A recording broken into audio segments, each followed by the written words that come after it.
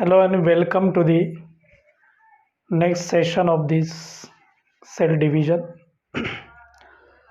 खूप महत्त्वाचा टॉपिक आहे, बेसिक टॉपिक आहे.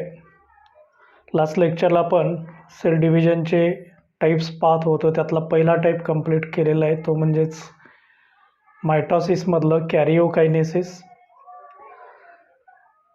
कॅरिओकायनेसिस म्हणजे न्यूक्लिअर डिव्हिजन होते आणि ही न्यूक्लिअर डिव्हिजन होत असताना केंद्रकामध्ये जे विभाजन झालेलं आहे, एका केंद्रकाची जी दोन केंद्रकं झालेले आहेत, डॉटर न्यूक्लिआय, ते 4 फेजेसमध्ये झालेले आहेत.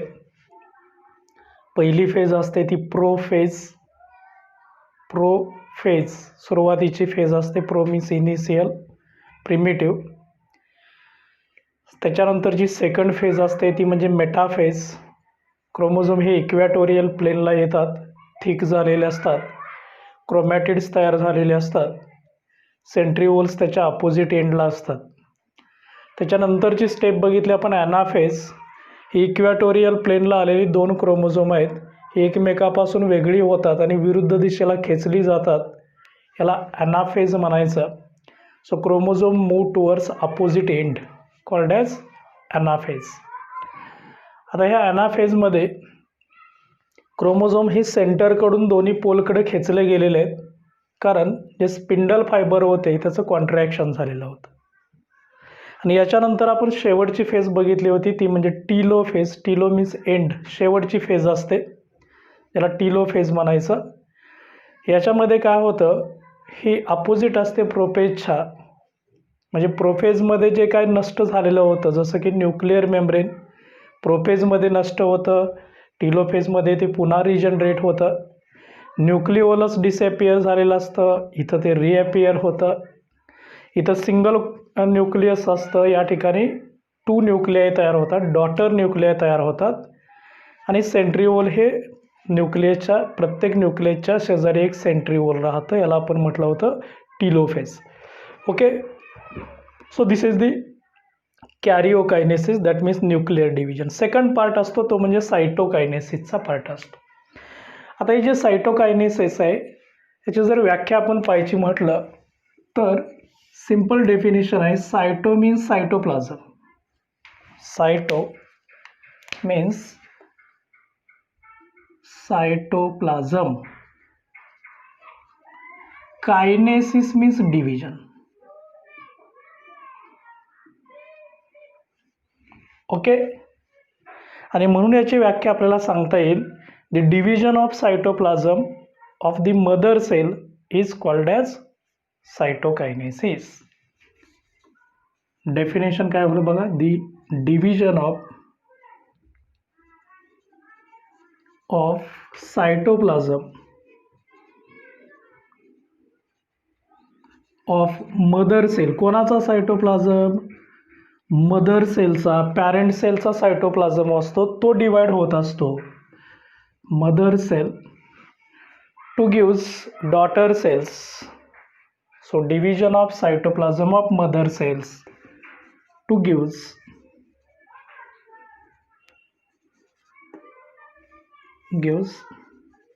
daughter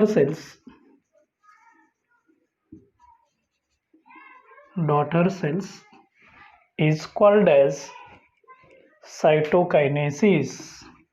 Is called as a cytokinesis.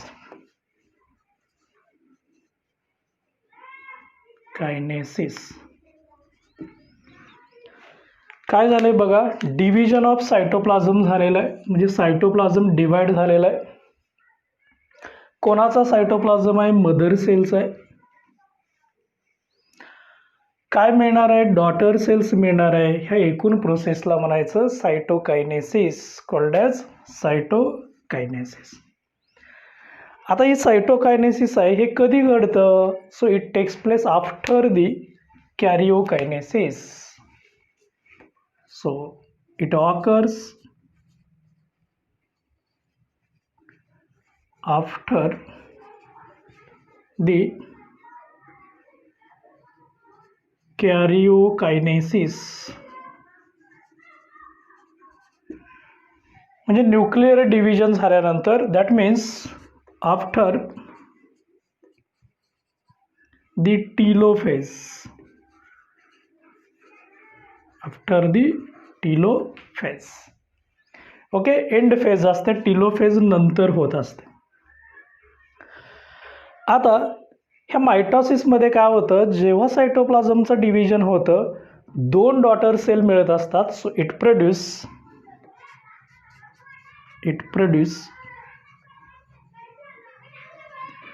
2 daughter cells.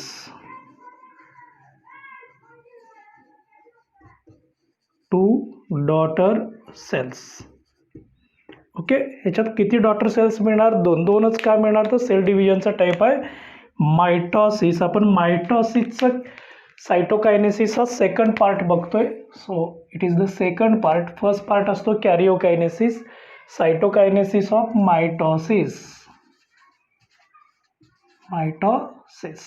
Okay. So it gives 2 daughter cells. आता हे जे होत असतं हे ॲनिमल सेलमध्ये वेगळ्या पद्धतीनं होतं आणि प्लांट सेलमध्ये वेगळ्या पद्धतीनं. सेल ऑर्गेनली हे जे असतात, पेशीचे अंगक असतात, ती पण डिस्ट्रीब्यूट होतात आणि 2 डॉटर सेलमध्ये डिस्ट्रीब्यूट होतात. So cell organelles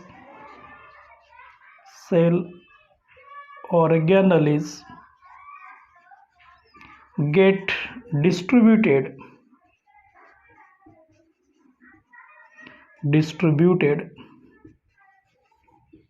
in 2 daughter cells. 2 daughter cells. ह्या 2 डॉटर सेलमध्ये सेल ऑर्गेनली आहेत, पेशीची जी अंगक असतात ती पण डिस्ट्रीब्यूट होतात. So cell organelles get distributed in 2 daughter cells. बघा काय काय फीचर्स आहेत.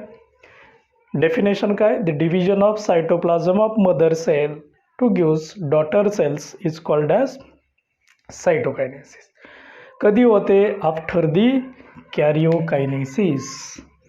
कॅरिओकायनेसिसची लास्ट फेज आहे telophase. So after the telophase end product असतो produce 2 daughter cells. 2 daughter cells equal daughter cells असतात, सिमिलर टू पॅरेंट सेल असतात, अशा पेशी तयार केल्या जातात. So daughter cells are similar to the parent cell, mother cell. Daughter cells are similar to the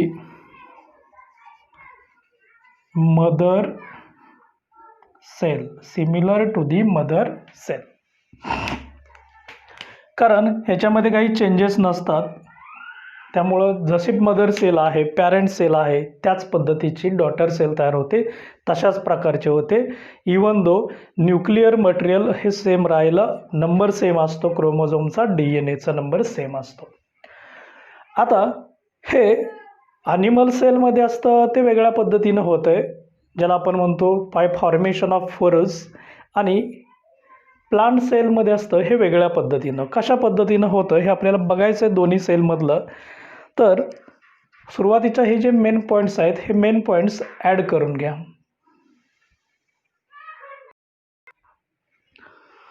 पहिल्यांदा आपण बघूया नंबर 1,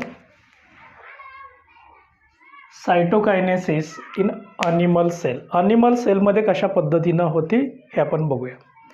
आता ॲनिमल सेलचे आपल्याला टीलोफेज बघावी लागेल. सुरुवातीला टीलोफेज ऑफ ॲनिमल्स, कारण कॅरिओकायनेसिसची शेवटची फेज असते ती टीलोफेज असते. मग टीलोफेज नंतर सायटोकायनेसिस होतं आणि मग डॉटर सेल्स मिळतात. ही जर ॲनिमल सेल आहे,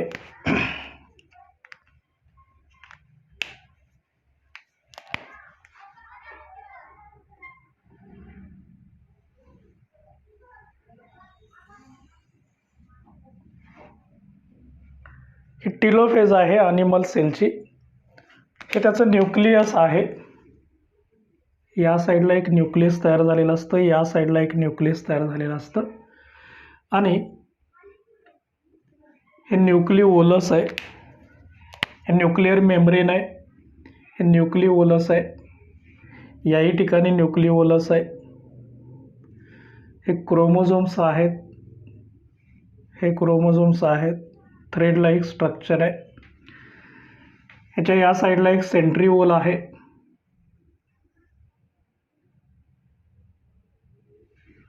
इथं सेंट्रिओल आहे याचं या साईडचं. ओके, ह्या डॉटर न्यूक्लिया आहे. So this is the part of telophase. Is a part of telophase. आता याच्यामध्ये सायटोकायनेसिस होतं, म्हणजे कॉन्स्ट्रिक्शन होतं. बाहेरच्या बाजूने एक फरो तयार होतो. हा फरो आतील साईडला जोडला जातो आणि त्याच्यामध्ये हे जे जंक्शन असतं, ही सेल आपण इथं दाखवूया.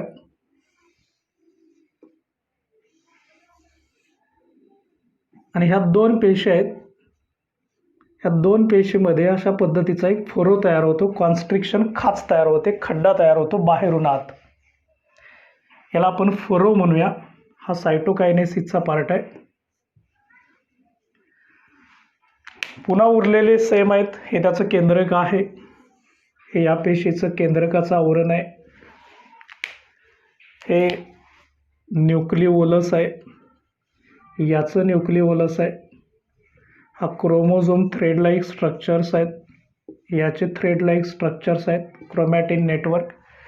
आणि या ठिकाणी हा फोरो फॉर्मेशन झालेला आहे. याला फोरो म्हटलं जातं. कॉन्स्ट्रिक्शन आहे, फोरो तयार झालेला आहे. So this is called as फोरो.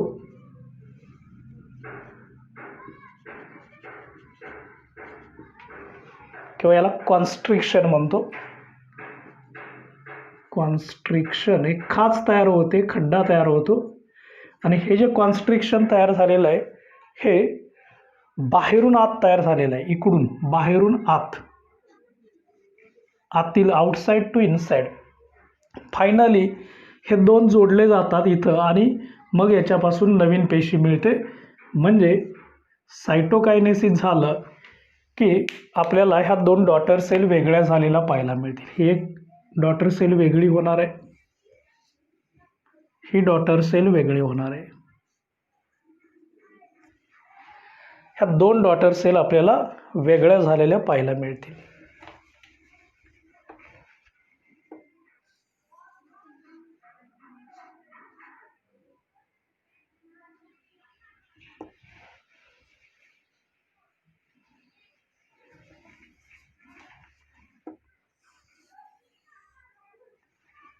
Gives 2 daughter cells.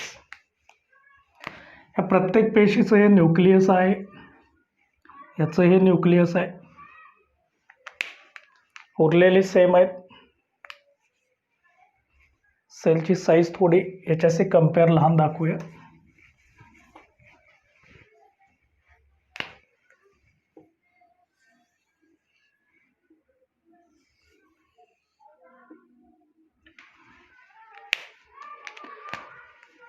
Nucleus, nuclear membrane, nucleolus, chromosome, याचं nucleolus, chromosome. So this is the formation of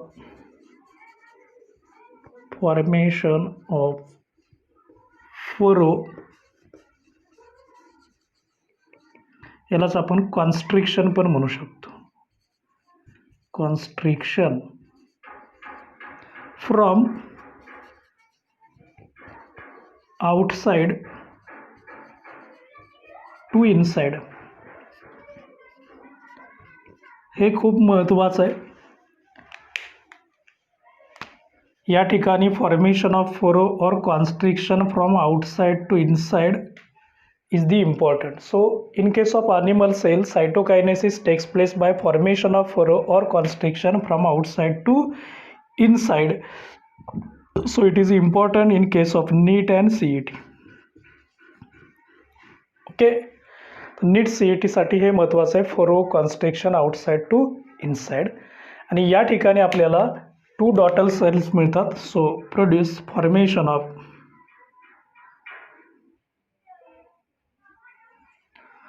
2 daughter cells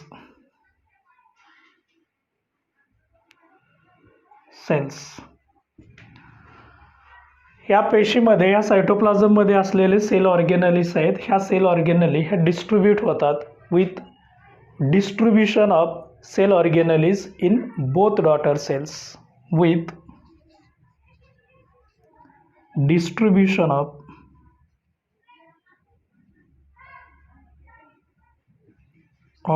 cell organelles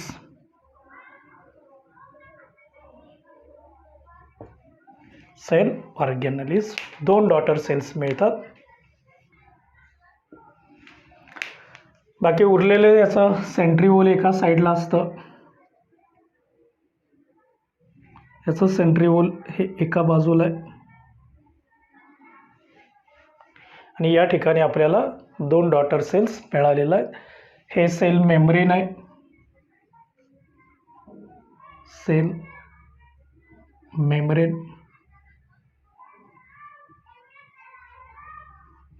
centriole, सगळी नावं आता तुम्हाला माहीत झालेली आहे. This is the single nucleolus,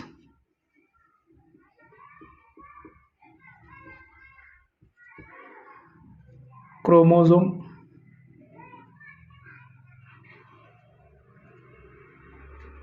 chromosomes. हा बाहेरचा पार्ट असतो तो सायटोप्लाझमचा असतो.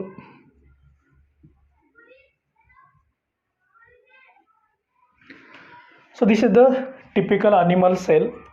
So cytokinesis in animal cell takes place through the formation of furrow or constriction.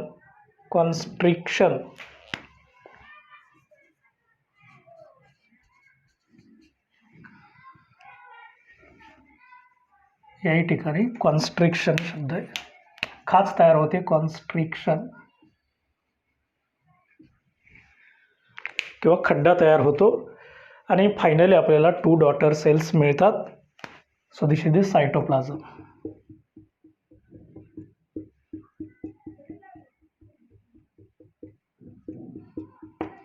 Okay, so this is the cytokinesis in animal cell. आता आपल्याला प्लांट सेलमध्ये बघायचं आहे कशा पद्धतीनं सायटोकायनेसिस होतं हे आपण बघूया.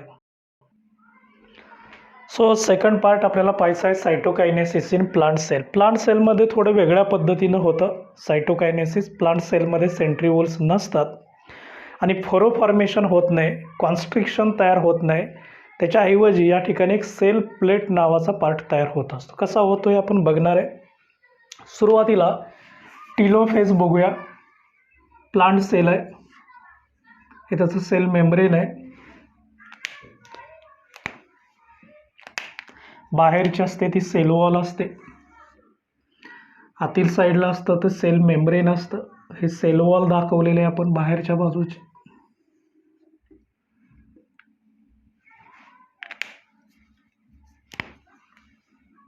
इनसाइडला असते ती सेल वॉल असते.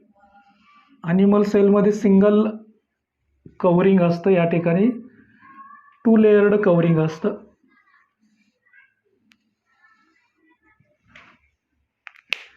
So this is the cell membrane. बाहेरच्या बाजूची आहे ती या ठिकाणी सेल वॉल असते, आतील साईडला सेल मेम्ब्रेन असतं. बाहेरचे आउटर आहे ती सेल वॉल आहे आणि आतील साईडला आहे ते सेल मेम्ब्रेन किंवा प्लाझ्मा मेम्ब्रेन म्हणतो. यालाच प्लाझ्मा मेम्ब्रेन असंही म्हटलं जातं, प्लाझ्मा मेम्ब्रेन. ओके, ह्या टिलोफेजमध्ये याच्यामध्ये पण 2 केंद्रक तयार झालेले आहेत. या साईडचं एक न्यूक्लियस आहे आणि या साईडला एक न्यूक्लियस आहे. न्यूक्लियर मेम्ब्रेन आहे. So this is the nuclear membrane.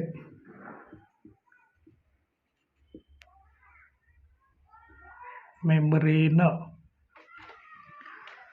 Single nucleolus आहे, याही ठिकाणी न्यूक्लिओलस आहे. थ्रेडला एक स्ट्रक्चर क्रोमॅटिन नेटवर्क आहे, हे पण क्रोमॅटिन नेटवर्क आहे.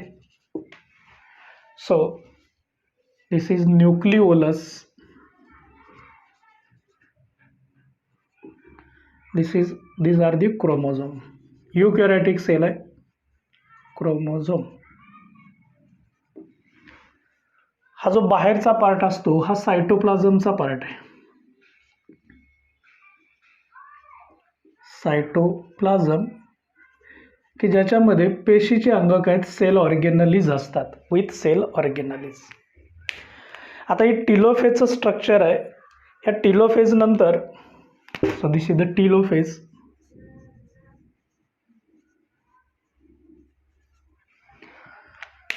याच्या सेंटरला एक पार्टिशन तयार होतं.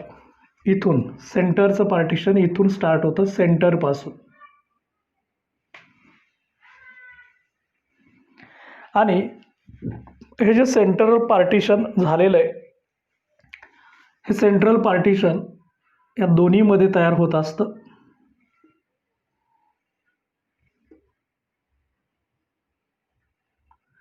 याला सेल प्लेट म्हटलं जातं. हे पार्टिशन तयार झालेलं आहे,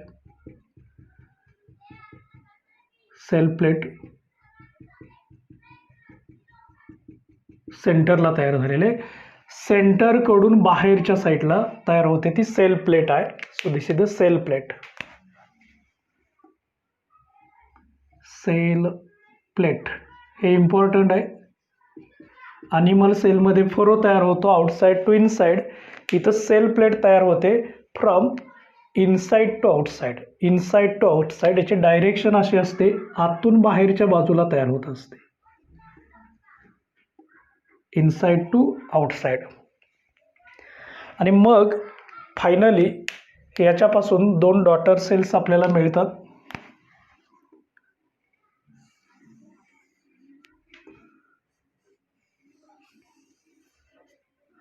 हे बाहेरचं आवरण सेल वॉल आहे, त्याच्या इनसाइडला सेल मेम्ब्रेन आहे. इकडून पण सेल मेम्ब्रेन तयार झालेलं असतं, आतील साईडला आहे. इथं सेंटरला सेल प्लेट असते. त्या सेल प्लेटच्या सभोवताली दोन्ही ठिकाणी ही सेल मेम्ब्रेन तयार होत असतं. आणि सेल मेम्ब्रेनच्या सेंटरला ही मिडल लॅमिला तयार झालेला असतो, सेल प्लेटच्या साह्याने. याला म्हटलं जातं middle lamella. So this is the central part is a middle लॅमिला.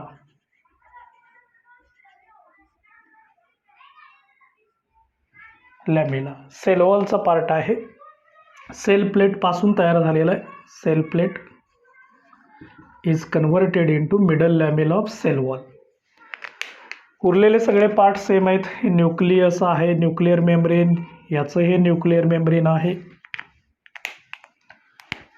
Nucleolus या पेशीचं न्यूक्लिओलस आहे. क्रोमॅटिन नेटवर्क आहे, हे क्रोमॅटिन नेटवर्क आहे. इथं मात्र सेंट्रिओल नसतात, असेंट्रल टाईप असतो. आणि ही जी प्लांट सेलमध्ये आहे, ह्या plant सेलला sale wall other पेशीशी connected असते. हे लॅमेला पार्ट असतो याच्यात.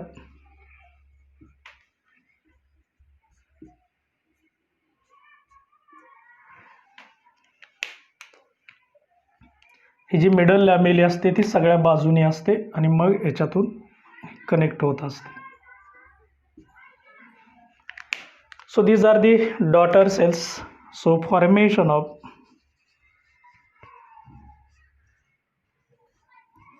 cell plate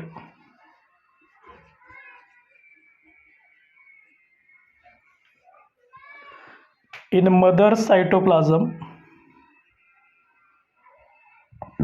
in cytoplasm of mother cell, cytoplasm of mother cell from inside to outside, inside to outside, to gives daughter cells, to gives two daughter cells. Two daughter cells. So cell plate is important, inside to outside. So these are the important for NEET and CET. So gives two daughter cell. काय difference आहे दोघांच्या मध्ये बघा. Animal सेलमध्ये cytokinesis होतं, plant सेलमध्ये पण होतं. ॲनिमल सेलमध्ये होतं बाय फरोज और कॉन्स्ट्रिक्शनच्या साह्याने. कॉन्स्ट्रिक्शन बाहेरून आत तयार होत असतो. प्लांट सेलमध्ये होतं सेल प्लेटच्या साह्याने. सेल प्लेट हे आतून बाहेर होते. So cytokinesis by formation of furrow in case of animal cell, cytokinesis by formation of cell plate in case of plant cell. So furrow is formed from outside to inside and the cell plate formed from inside to outside. So every cytokinesis gives two daughter cell with distribution of cell organelles. So this is the cytokinesis in plant cell. Okay. इथं आपण कॅरिओकायनेसिस part complete केलेला आहे, cytokinesis part complete केलेला आहे, म्हणजेच mitosis हा part complete झालेला आहे. सुरुवातीला त्याची व्याख्या, त्याचे फेजेस, त्याच्यानंतर त्याची डायग्रॅमॅटिक रिप्रेझेंटेशन, मग कॅरिओकायनेसिस, मग cytokinesis.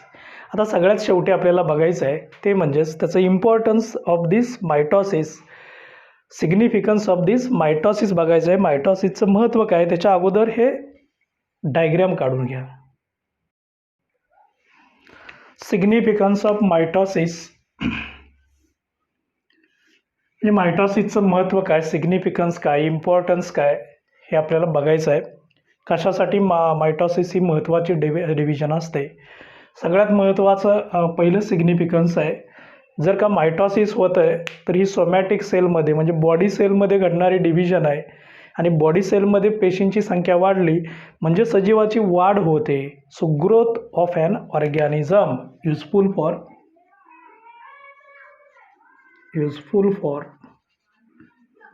Growth of an organism,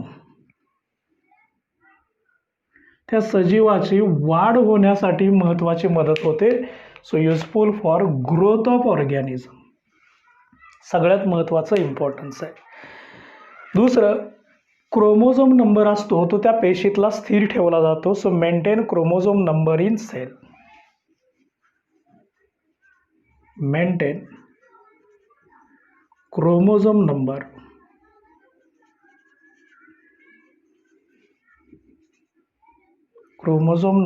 in the cell.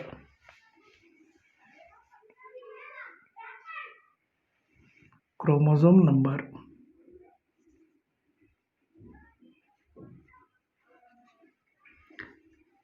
in the cell. Okay, in the cell. Next significance आहे, जर आपल्याला या ठिकाणी त्वचेच्या बाहेरच्या भागामध्ये किंवा बॉडीला एखादी जखम झाली तर ती जखम भरून काढण्यासाठी, क्लिअर होण्यासाठी नवीन पेशी तयार करण्याचं काम हे मायटॉसिस असतं. So healing of wounds. Healing of wounds. जखमा आहेत त्या बऱ्या होण्यासाठी, हील होण्यासाठी, हिलिंग ऑफ वुंडसाठी महत्त्वाचं काम करतं. क्रोमोझोम नंबर आहे तो मेंटेन करतं. ग्रोथसाठी ते उपयुक्त असतं. इथं parent cell, daughter cell similar असतात, म्हणजेच क्लोन्स तयार होण्यासाठी, एक्झॅक्ट कॉपीज तयार होण्यासाठी मदत होते. So produce clones.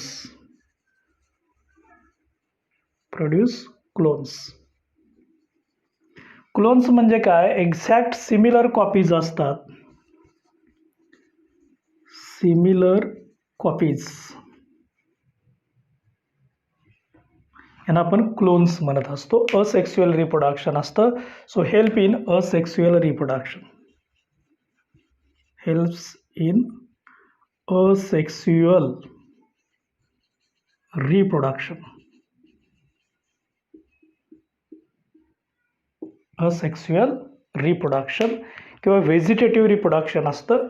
Also helps in vegetative, शाकीय पुनरुत्पादन असतं व्हेजिटेटिव्ह रिप्रोडक्शन. So significance आहे growth, maintain chromosome number, healing of wound, produce clones, helps in asexual reproduction, vegetative reproduction. So these are the significance of mitosis. आणि इथं sale division मधले पहिली phase complete होते ज्याला आपण म्हणतो मायटॉसिस. ओके.